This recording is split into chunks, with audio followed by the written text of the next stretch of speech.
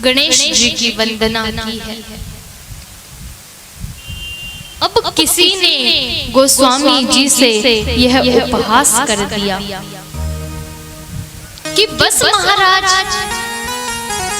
आपके प्रभु की केवल यही क्षमता है। अरे इतना तो आज का वैज्ञानिक भी कर रहा है। विमान में बैठो सातों समुद्र पार। गोस्वामी जी ने सुना और गोस्वामी जी मुस्कुराए। गोस्वामी जी ने कहा कि मेरी परिभाषा तुमसे अलग है। पूछा आपकी कौन सी परिभाषा है? गोस्वामी जी ने कहा जिसे तुम गूंगा लंगड़ा मानते हो उसे मैं नहीं मानता। सभी ने पूछा ऐसा क्यों? बोले गूंगा केवल वही नहीं जो बोल नहीं सकता। अरे गूंगा तो वह भी है जिसे बोलने का ज्ञान नहीं। हम और आप दिन रात चीखते चिल्लाते रहते हैं, आखिर उसे कौन सुनता है? ना पुत्र, ना पुत्री, ना परिवार, ना पड़ोसी, ना पत्नी, ना समाज, लेकिन फिर भी हम चीखते चिल्लाते रहते हैं। गोस्वामी तो इसे मेंढक की टर्टर के समान मानते हैं। गोस्वामी जी कहते हैं कि जब तक यह वाणी, यह जीवा प्रभु का नाम नहीं ले रही, तब तक ये जीवा मेंढक की टर्टर के समान है। गोस्वामी जी इसे बकवाद कहते हैं।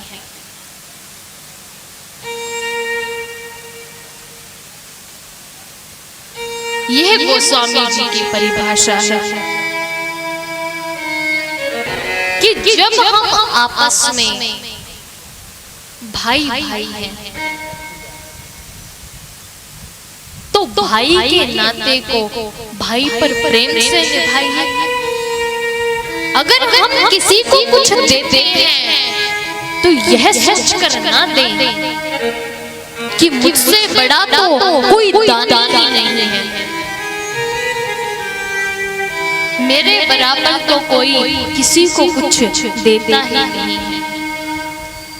अगर यह सोच कर दोगे तो पाप लगेगा।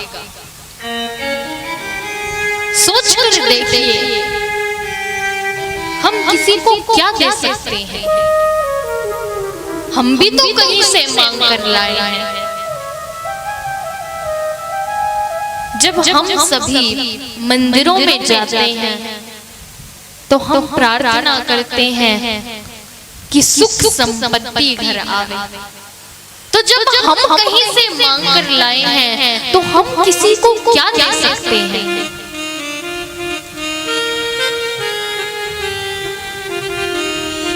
बस यह तो प्रभु ने हमें देने के योग्य बनाया है। जो कार्य प्रभु का था वही कार्य आज प्रभु हमारे हाथ से करवा रहे हैं। अगर ऐसा भाव मन में होगा तब पुण्य मिलेगा।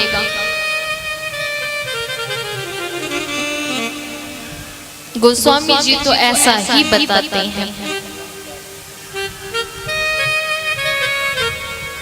कुछ भी करो तो उसमें प्रभु की कृपा को जानो, प्रभु की कृपा मानो। आज हम जो कर पा रहे हैं वो प्रभु के कारण कर पा रहे हैं। प्रभु ने हमें यह सौभाग्य प्राप्त किया है, यह सौभाग्य प्रदान किया है।